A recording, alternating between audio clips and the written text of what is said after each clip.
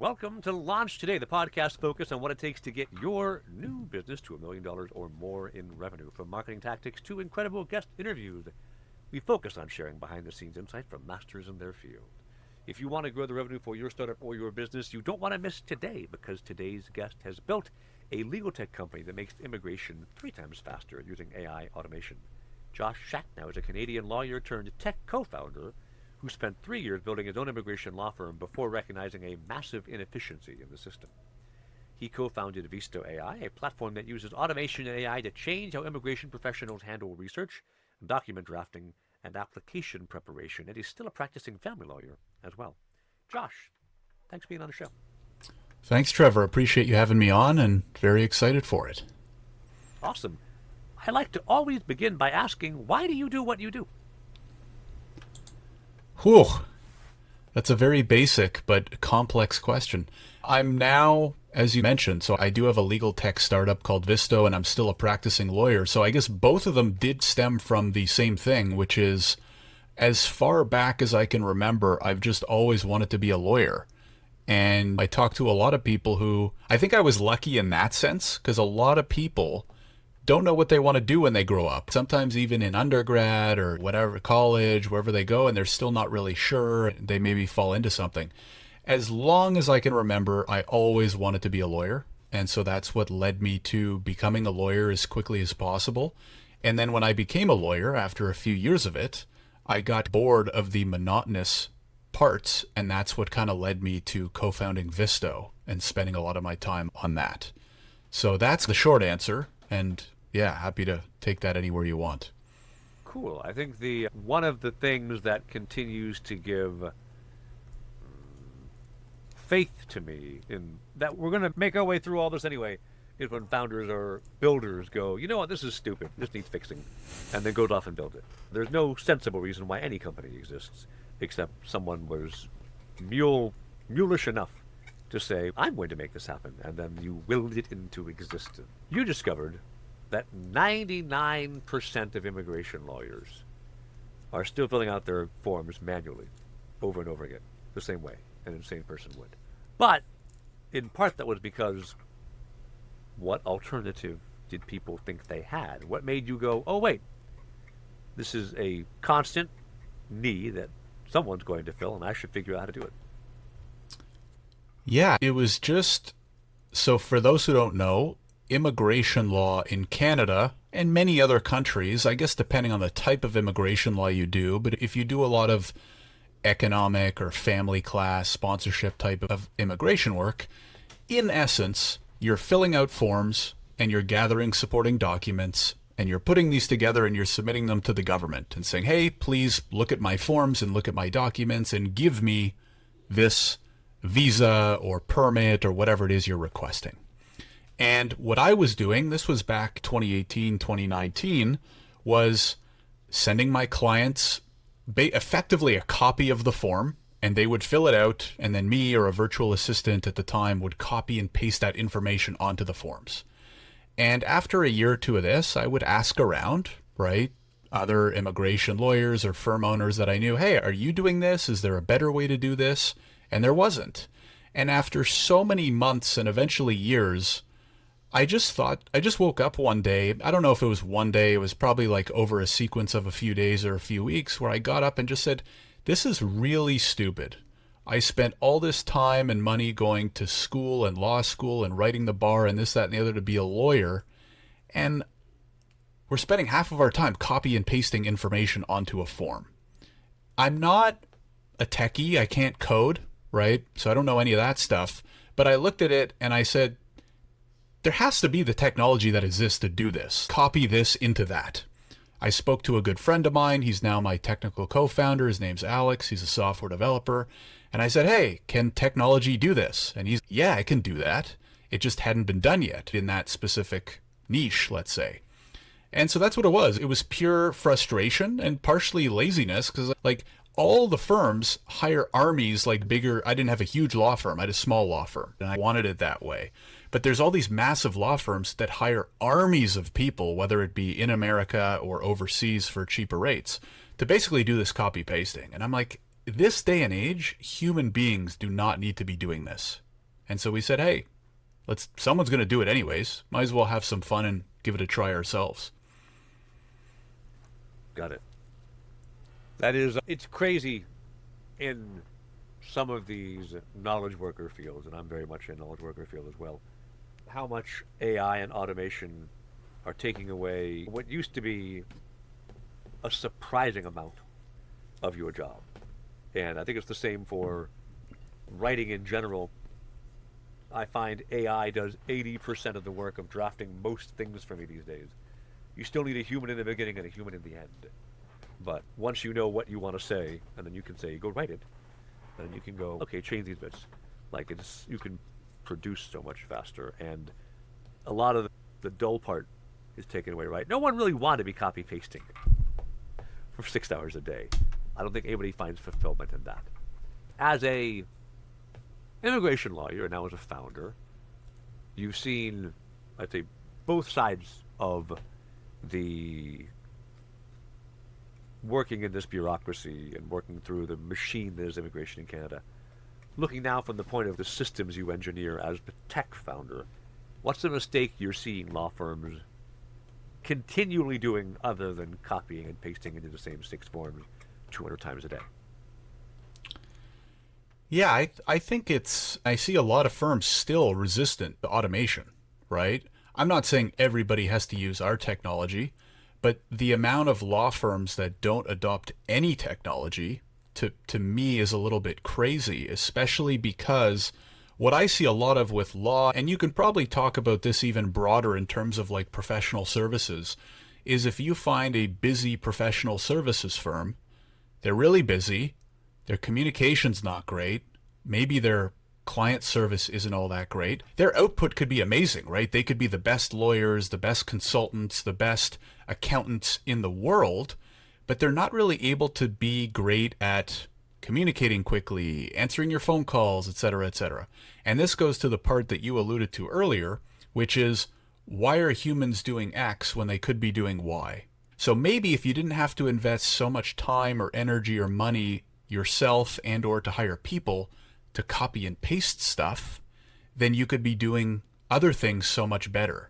You could be giving even better client service. You could be doing even more marketing and sales to get even more customers and stuff like that.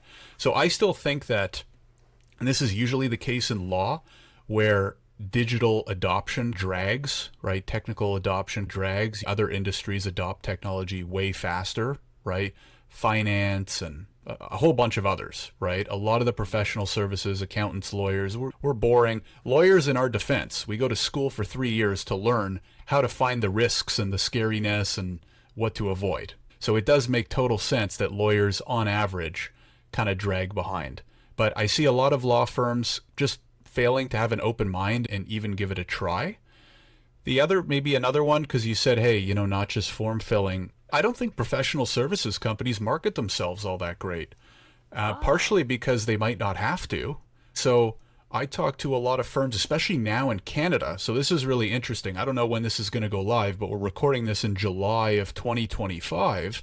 Yeah. And Canadian immigration in general has really taken a bit of a hit in terms of the quotas that the government's setting, the sentiment that people have towards immigration. We don't have to go down that rabbit hole. But immigration has gotten a little bit quieter for the first time in decades in Canada. And so not every firm, but some firms are starting to struggle a little bit now. You really had to do marketing or sales because you used to just hang up a shingle, and once you do a couple good files, you start getting referrals. And now they're like, oh, immigration's quiet. I don't have clients. I don't know what to do. I'm like, hey, probably that marketing, sales, personal branding stuff that I've also been preaching for years. Podcasting, putting yourself out there, creating content. And a lot of, I find, law firms aren't great at that. Don't get me wrong, there are plenty of them that are amazing at it, but I would say on average, a lot of them aren't fantastic. I agree, and actually this does transition nicely into podcasting as a lawyer. I think, so my father's a lawyer, I'm aware of, like, peripherally about law stuff. Lawyers tend to be very reticent to say things that are, one, recorded and two, public. So how do you get into fucking both of those trends? and do a podcast, which seems to be the opposite of what most lawyers want to do. I didn't do it in maybe the traditional sense that most lawyers would. My podcasts typically aren't about law. Some of them are. Like I go live on LinkedIn, and once in a while I'll talk about immigration and stuff like that. That's more like news and sharing high level opinions, right? With the disclaimer of, hey, I'm just sharing my opinion. This isn't legal advice, blah, blah, blah. I would say, hey, last week Immigration Canada changed this program from this to this, and show them the text directly off the website, and maybe share some thoughts on like why I think they did it, whether it's good or not. And people love that kind of stuff, and I don't think enough lawyers do it, right? There's so many law firms and lawyers and firm owners that'll just say, hey, here's the news. But like every other law firm is sharing that same headline. Yeah. Where I think a lot of lawyers, and this can go for really any business, is take that extra step and say, okay, what does it mean? And one step further, what do you think about it? Because the great part about creating content is people, am I going to be interesting enough, blah, blah, blah, everyone else's. But your opinion on stuff is always unique. Maybe mine will be similar to Trevor's, but my opinion about X is going to be at least be a little bit different in some way. Could be totally different, number one. And my take on it could be different enough that it could be interesting.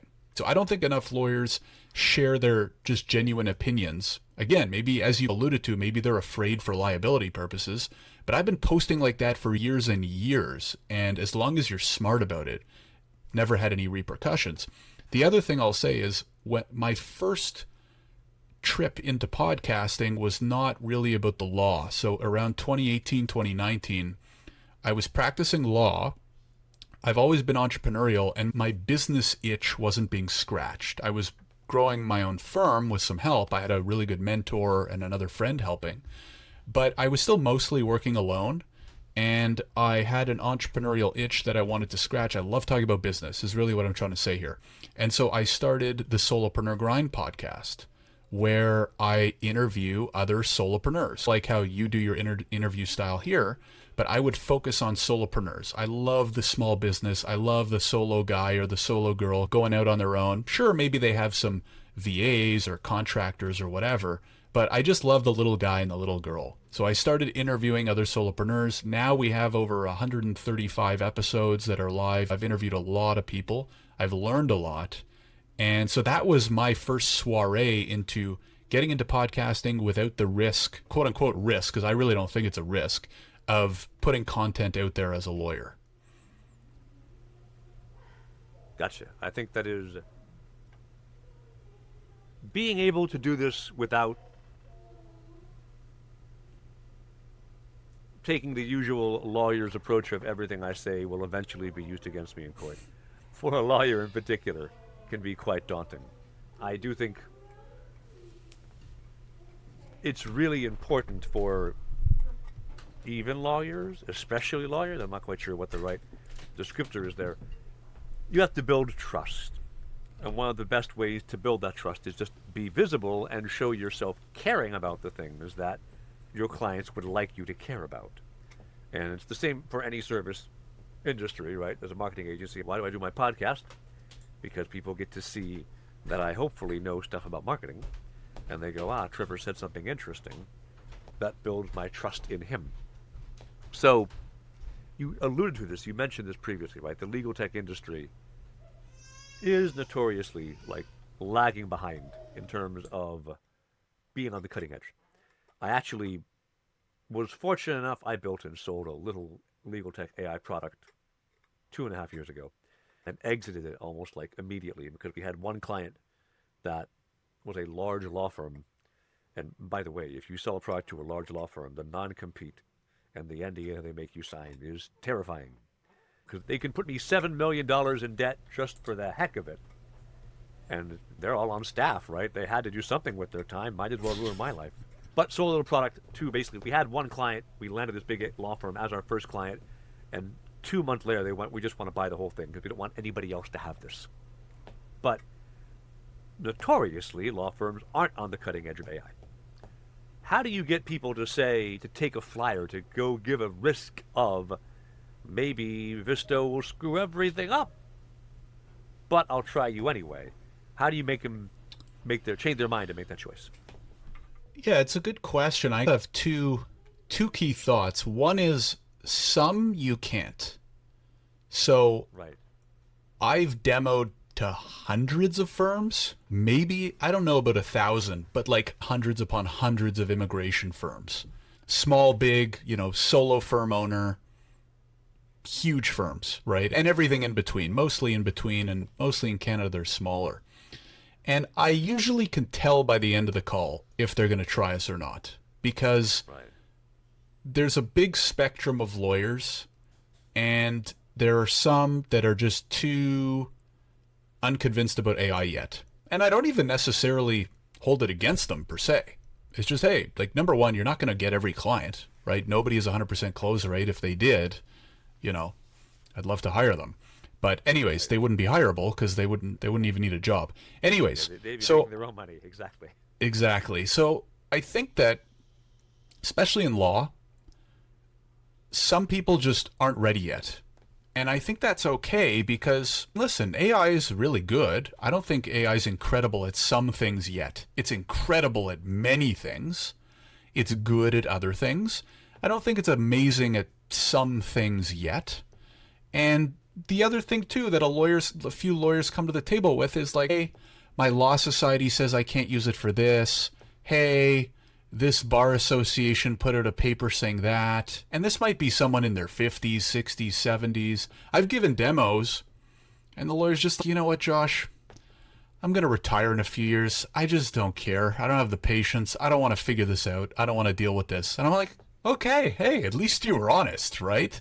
Because everybody knows in sales, like, the most frustrating thing is when people just don't answer, right? So if somebody tells me no and honestly tells me why, I appreciate that and I use it as feedback. Number one, I think, and this goes for anything, like, not everyone's going to be a buyer.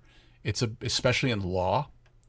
As you do more and more demos or sales calls or whatever you call them, you'll get better at identifying, hey, I think this person's going to give us a shot, or I think they're convincible, or yeah, there's no way. This person is not being convinced anytime soon. The second thing that I'll mention that kind of more answers your question is education, because a lot of, especially the older lawyers, don't know. Now I've spoken at a few panels. I think a great thing that you can try and do if you're trying to do something similar is go give presentations. Webinars are great, virtual's great. If you can go do them in person, even better. So I've spoken on a few in-person panels at immigration conferences and legal events and stuff like that. And I'll never forget, I think this was November, so not even a year ago. And I'm at a conference. There's over 100 lawyers in the room, and we had a panel on AI. And my first question was, how many of you have used ChatGPT? And not even half the hands went up in the room. So you're talking about a demographic or whatever, ICP or target market, whatever you want to call it, where not even half the people have used ChatGPT, the most basic. Now there's so many, right? Gemini and Claude and whatever you want. But whatever, they haven't even used the most basic version of AI yet. Now, doing those presentations and talking on panels and putting out video content, I think video content's key, and I'm preaching to the choir here, right? Because you have a video podcast, that's the best way. So starting by pump out content. What is AI? How to use ChatGPT? And this is what I'm starting to do a little bit more now, especially because I still practice, is put out content that's like, hey, here's the basics of what AI is, or here's how I'm using AI in my firm. Or even being totally honest and being like, hey, here's where I'm not using AI in law because it's too risky. It's not good enough yet. It's not approved by this society or that society. So again, it goes to what you said earlier. Be authentic, be helpful, put out content, show people who you are in a helpful way. And that's a way. The last thing I'll add is last week I just threw out, I'm very active on LinkedIn. I threw out a meme on using our technology to autofill forms. And that meme was what won one lawyer into finally giving us a try. We've been connected on LinkedIn for years. And I don't really post memes. I was like, I don't know why. I just had the idea, I forget what. Something inspired me to post a meme about it. I posted a meme and that's it. I'm giving it a try. And I was like, really? After all this stuff I've put out, it's the meme that convinces you. So anyways, put out a lot of content, be helpful, be authentic. You never know what it could be that'll educate or inspire people enough to take that next step. Got it. My father was a lawyer. I guess he's still technically licensed, but no longer practicing. And he really hit his stride as computers were becoming a thing. And he saw a very similar thing to what you're talking about, which is I remember him having a 386, this is a long time ago, in his office. And he was baffled by it because he'd acquired the habit back in the 286 in previous days of entering in a command and hitting enter and blinking when he did it, and then waiting for the screen to load. And the 386, he hit enter and he'd blink, and then nothing would happen because it had changed as fast as he blinked. And so he was mad at the computer at first until he realized, oh, it's this fast. And then he got like a very minimal, and these things used to be so expensive back in the day, like $150 piece of software that was basically a text autocompleter, right? This stuff is free now on GitHub, and was using it to build out just giant chunks of contracts super quickly, and was able to turn around in half an hour what the law firms that still had typewriters in 1996 were taking a week to do. And so this is now the next version of that where we are. And definitely, just like you can't use autocomplete text to draft all of a contract, you will regret that. You can't use Rocket Legal to give you a one-size-fits-many contract and hope that you are one of many. You will, in the end up regretting that too. But in this new space we're in, AI takes away 80% of the work, and it's only, 40 years ago that AI took away computing took away 80% of the work then too. And so what's left feels like there's not a lot going on, but we are surprisingly litigious as a society, I think. If you're advising somebody right now, right, say a newer lawyer, not somebody with a big practice, right, we're now at 80%, we're at 20% of 20%. What is that? 4%? 4% of the work that used to exist 50 years ago as a lawyer. You're trying to make a law practice happen right now. Do you think this trend continues at some point in 40 years from now, when you're old enough that some young whippersnapper is trying to sell you software and you're like, I'm retiring in 2 years and I don't need your brain reading software anymore. I'll just type like God intended. What do you tell somebody who's starting now? How do you build a practice that will survive? That's a great question. And I do speak to a lot of new firm owners as well. So I have this conversation a lot. And a couple things. Number one is, a lot of people are afraid that technology is getting rid of all this stuff. I think it's amazing because even still, you talk about we're doing 4% of what firms used to do 20 years ago. It's still a lot of manual crap that is not really fun. The last couple of years, we've had some good innovations in legal. They're still automating so much. Drafting, doc review, the stuff that our software does, it's not even that crazy because modern law firms are still doing so much stuff manually. So number one, I would still say legal tech, it's still in its infancy. And don't be too worried. There's still so much manual work that needs to be automated. Now, I think AI is a bit of an X factor because of how good it can be at so many things so quickly without building and without doing much. You throw a good LLM at the right type of thing and you'll be impressed. So number one, I wouldn't be too afraid. I would say don't be afraid of it. Implement it. So educate yourself. Start playing around with it. Just start chatting 20, 30, 50 minutes a day with, pick the AI GPT of your choice. ChatGPT, Gemini, Claude, whatever. Pick one. It doesn't matter, right? The one you use, test a few, see which one you like, get more comfortable with it. I think the skill of prompting is going to be as valuable as maybe any legal skill over the next 5 to 10 years because the AI is really only as good as your prompting. The better your prompts, the better the output. Garbage in, garbage out, right? All those cliches. So the better you get with prompting, the better you'll be able to be with AI. I think what's going to happen, because more and more of the manual work is going to be automated, what's going to be way more valuable out in the market is lawyers who are good communicators, the ones who can go get business, right? So most lawyers, unless you're like a rainmaking partner at a firm, you're doing law, right? You're doing legal work. And some of them don't even really communicate with clients, right? There might be other lawyers leading the communication, and then they're saying, okay, hey, associate, go do this and that for me, right? So maybe you're not even communicating with clients. But as more and more the manual work gets automated, it's going to be the more personal touch type stuff that becomes even more important. So client communication, client service in general, going and getting new clients. So again, we're going back to marketing and sales, right? Because especially if you're a young lawyer and you're not starting your own firm, how are you going to go get a job? This is actually a big problem we're seeing right now, which is so many of the bigger firms are automating more and more of the crap with AI that they have less of a need for junior lawyers, right? Because you don't need them to do basic doc review and fill in this and interview the client and write that, right? AI can do that. So what are you going to do as a junior lawyer, even to get a job, if you don't want to start your own practice? Because a lot of people don't. So I would say, as best you can, get good at the things that at least in the short to midterm, AI can't replace.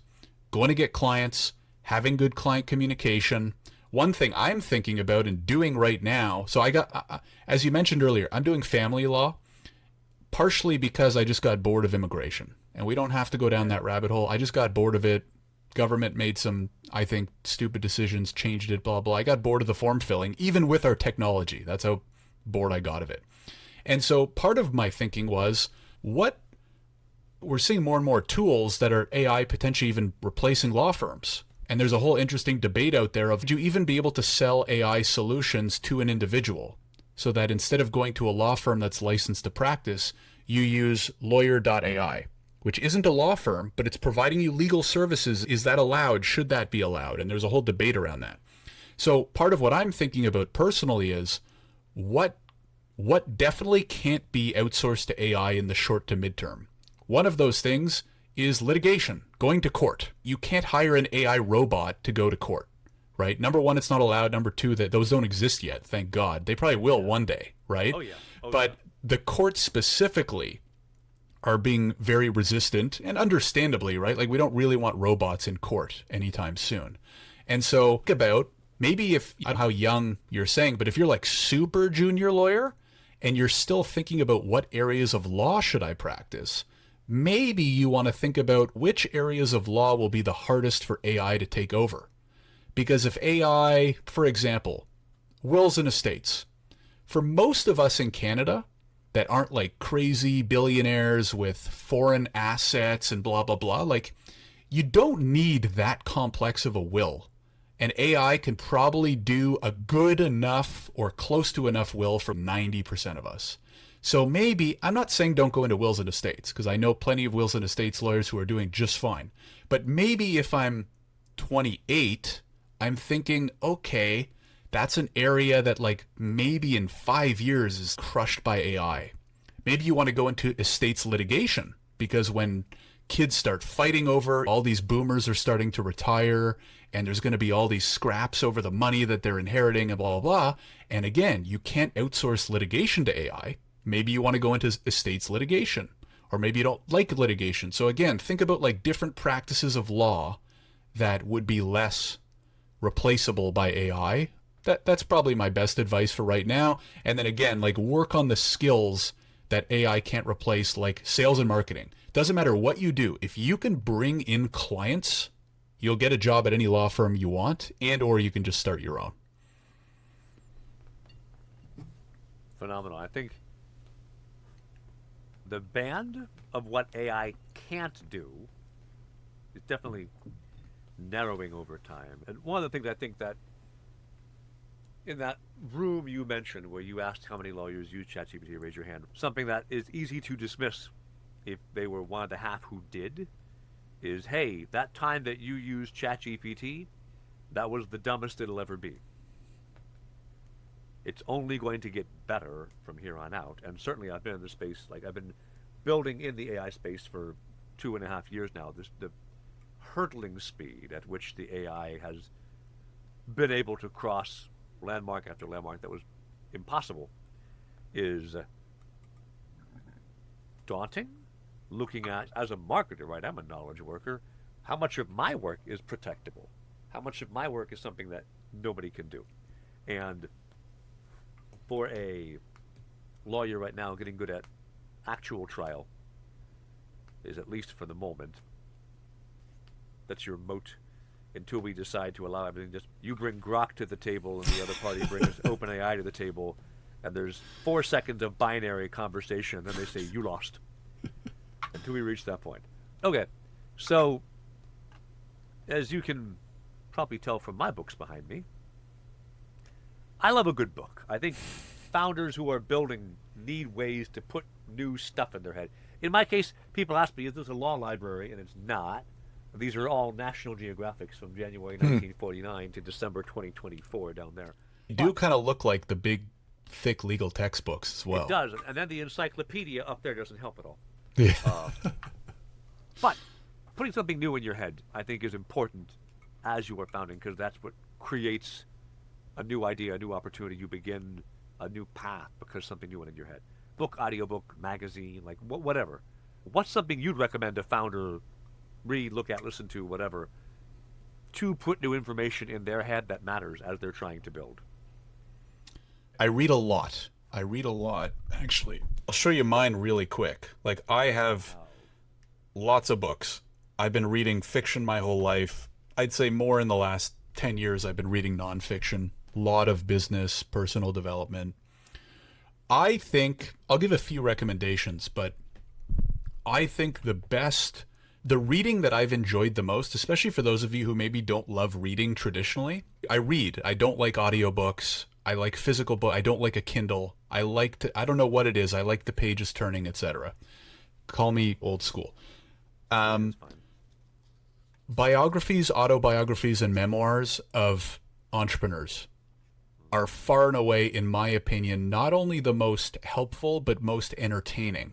And you'll read more if you're entertained, right? Yeah. So, for example, Phil Knight's memoir, Shoe Dog. I've read the Walter Isaacson, so his book on Steve Jobs is fantastic. I've read the Amazon Unbound books on Jeff Bezos. I've read Richard Branson has multiple autobiographies. I've read them at least twice.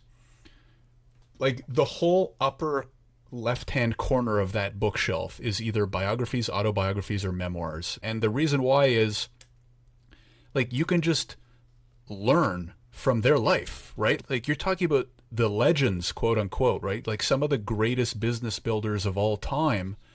And you can sit down and read 200, 300, 500 pages about their life and what they did wrong and what they learned and what they recommend, right? Imagine if you could go download Steve Jobs' brain into yours, right? Obviously not to that full level, but close. So I highly recommend that. If you don't love reading, okay, you got to do an audiobook, sure. I find I don't focus as well if I have an audiobook. I don't retain it as well.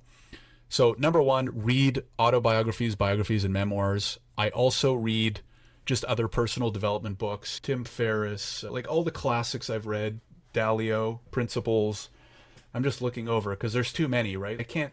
Crushing It. I really like Gary Vee.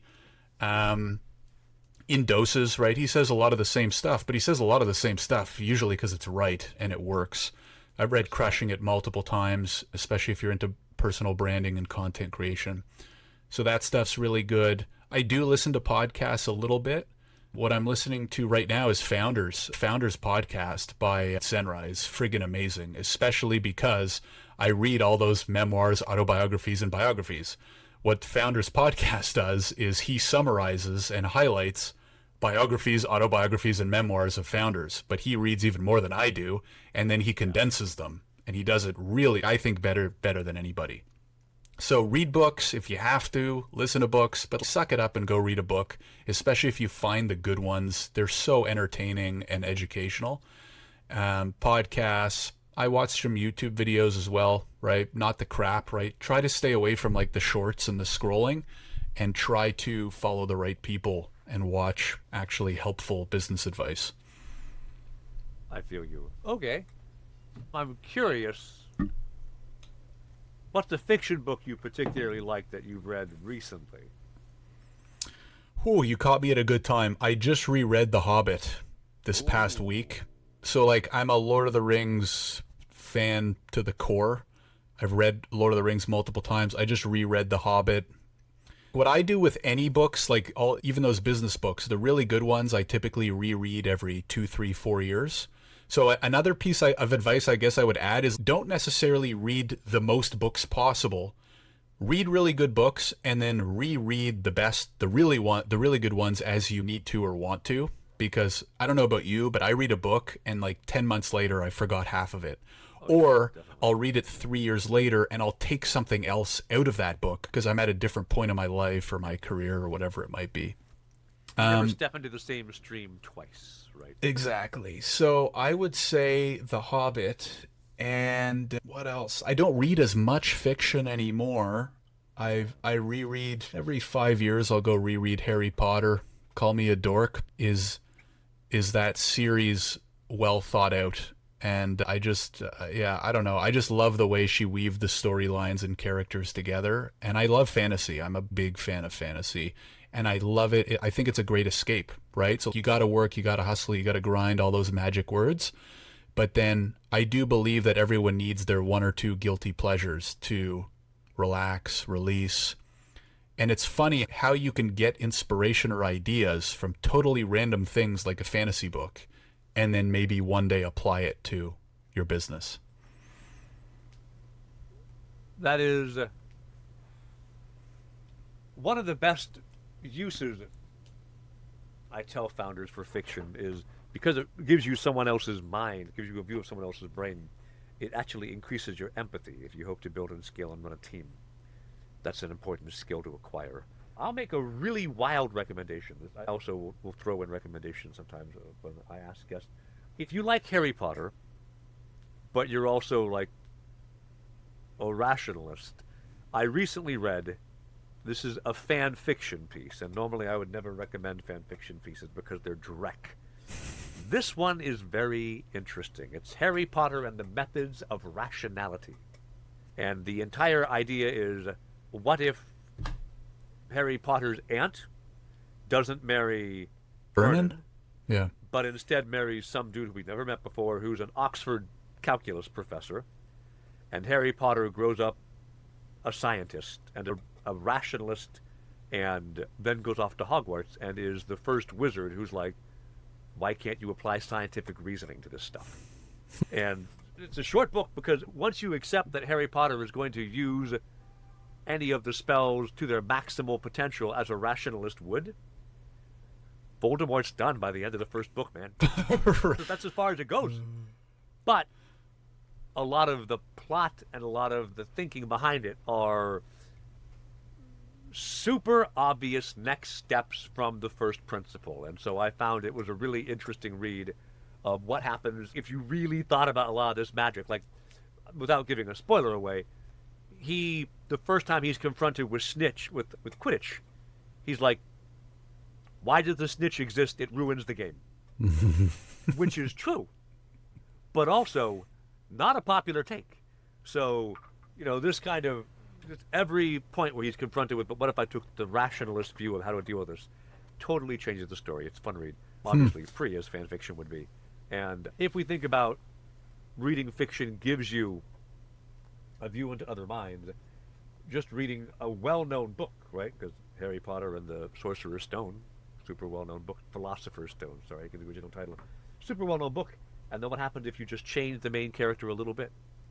Everything changes from there, which is a great use case for you, the founder, right? Just change your mind a little bit. Your whole story might change too. I want to thank you for your time here today, Josh. If people want to find out more about you or more about using my brain's Visto, sorry, more about using Visto AI, where do they go look you up? Where do they find out more information? Yeah, I'm probably most active on LinkedIn. If you type my name into Google, there's not many, right? So you'll see my LinkedIn. That's where I'm relatively active, and feel free to reach out and say, hey, I heard you on Trevor's podcast, et cetera, et cetera. From that, you'll see a link to Visto, visto.ai, if you want to check it out. I also have my own Substack, so I post maybe 2, 3, 4 times a week, depending on how inspired I'm feeling.